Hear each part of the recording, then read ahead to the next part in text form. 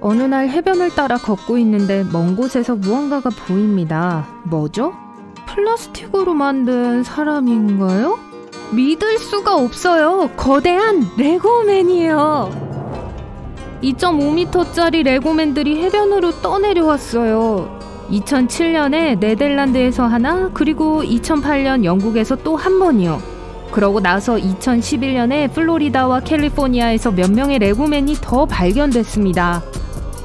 지구 어딘가에 실물 크기의 레고 사람들 부족이 살고 있는 걸까요? 안타깝지만 그렇진 않아요. 초대형 레고랜드의 휴가는 잠시 보류하세요. 사람들이 목격한 것은 네덜란드 게릴라 예술가의 공연이었습니다. 별다른 이유는 없었어요. 그는 단지 일상의 훈훈함을 선사하고 싶었다라고 했습니다. 전 세계에는 116만 킬로미터의 해안선이 있습니다. 이 중 31%가 해변을 포함하고 있는 것으로 추정됩니다. 바다의 크기를 고려한다면 때때로 뭔가 이상한 것이 튀어나올 것이라고 기대할 수도 있어요. 그리고 꽤 가치 있는 것일 수도 있습니다. 욕조 외에 고무오리를 볼 수 있는 곳은 별로 없어요. 수영장에서 볼 수 있을 수도 있겠죠. 하지만 전 세계의 많은 해변에서 여러 개의 고무오리가 발견됐습니다. 그건 모두 하나의 사건과 관련이 있어요. 1992년 동남아시아에서 미국으로 가는 여행 중에 선적 컨테이너가 배에서 떨어졌습니다. 컨테이너 안에 있는 29,000마리의 고무오리들이 철제우리에서 탈출했어요. 고무오리들은 바다의 많은 다양한 해류를 따라 그들만의 여행을 시작했습니다.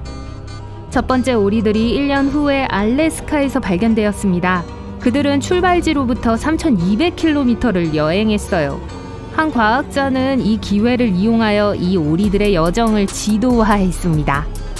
해류가 작용하는 방식에 대한 흥미로운 사실을 발견할 수 있는 드문 기회였어요.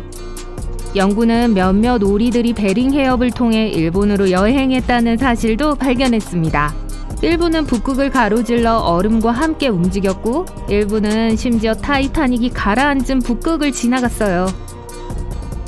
그중 많은 수가 발견되지 않았고 훨씬 더 긴 여행을 계속했습니다.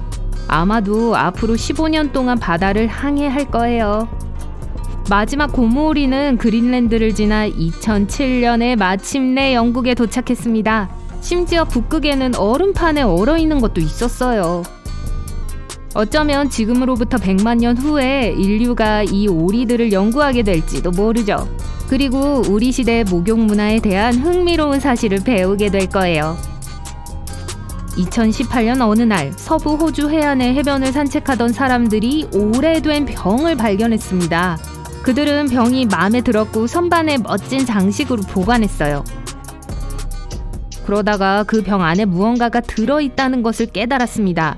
돌돌 말려있는 것처럼 보이는 것을 꺼내 말렸을 때 그들은 그것이 병에 담긴 메시지라는 걸 알고 놀랐어요. 그것이 어디서 왔는지에 대한 전문적인 조언을 구한 후 1886년 6월 12일 독일 선박에서 온 원본 메시지라는 것이 밝혀졌어요. 이것은 가장 오래된 병 속의 메시지로 기록을 보유하고 있습니다. 이 메모는 독일의 한 실험과 관련이 있었고 수천 개의 이런 병들이 배 밖으로 던져졌어요. 그건 실험이었고 병을 발견한 사람이 누구든 그들에게 연락하라고 요청을 받았어요. 132년은 너무 늦었을까요? 2012년 8살 소년이 흥미로운 돌을 우연히 발견했고 그것을 부모님께 가져갔는데 그것은 용연향이었어요. 들어보신 적이 있을지 모르겠어요. 어쨌든 용연향은 바다의 보물이나 떠다니는 금이라고 불렸습니다. 용연향은 약 1000년 동안 사람들이 향수를 만드는 데 사용되어 왔어요. 이 희귀한 재료는 향수의 기분 좋은 냄새가 오래 지속되도록 해줍니다. 오랫동안 이 마법 같은 것이 어디에서 왔는지는 알려지지 않았어요. 하지만 오늘날 용연향이 향유고래의 창자 속에서 나온 물질로 고래가 뱉어낸 찌꺼기라는 것이 알려져 있습니다. 그런 역겨운 기원에도 불구하고 용연향 하나는 6,500만 원의 가치가 있어요. 상당한 금액의 용돈이죠?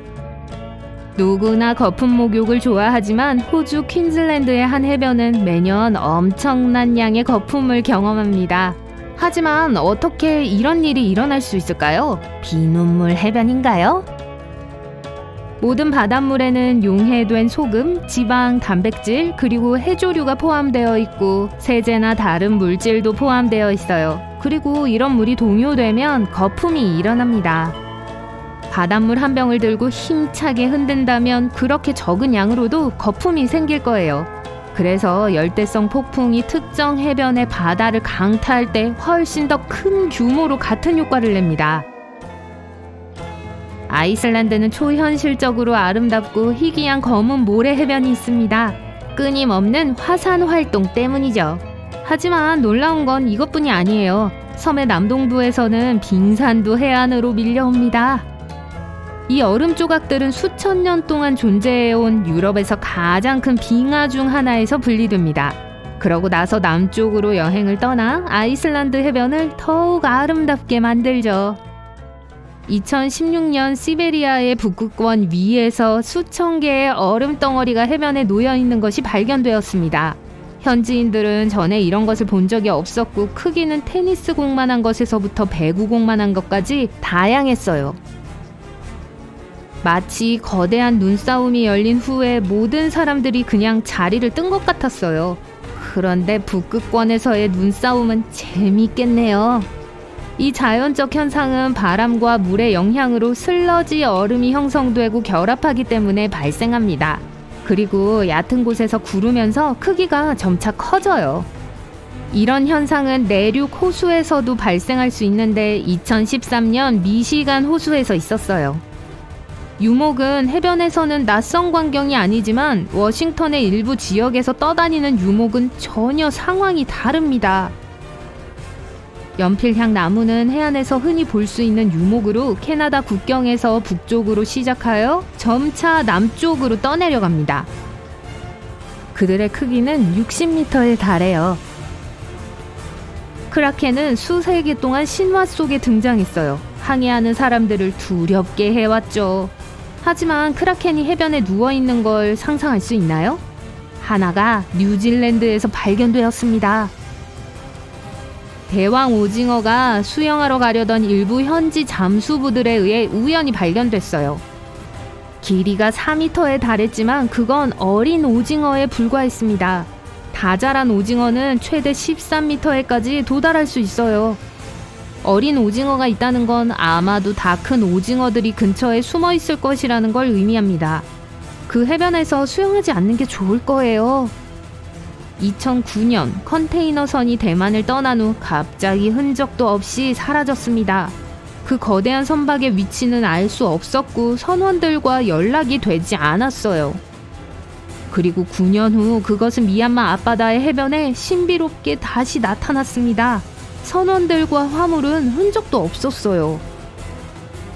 그건 유령선으로 생각됐어요. 하지만 발견된 후 진실이 밝혀졌는데 그 선박은 해체될 예정이었다가 어찌 된 일인지 분리되었고 천천히 혼자만의 항해를 시작했습니다. 바닷물이 컴퓨터를 망칠 걸 생각하면 해변에서 발견된 컴퓨터는 무용지물일 거예요. 하지만 훨씬 더 오래된 컴퓨터가 그리스에서 발견되었습니다. 안티키테라 컴퓨터는 난파선에서 발견되었고 가장 초기 형태의 컴퓨터예요. 그것은 퐁이 대중화되었을 때보다 훨씬 이전인 기원전 200년 전에 만들어졌습니다.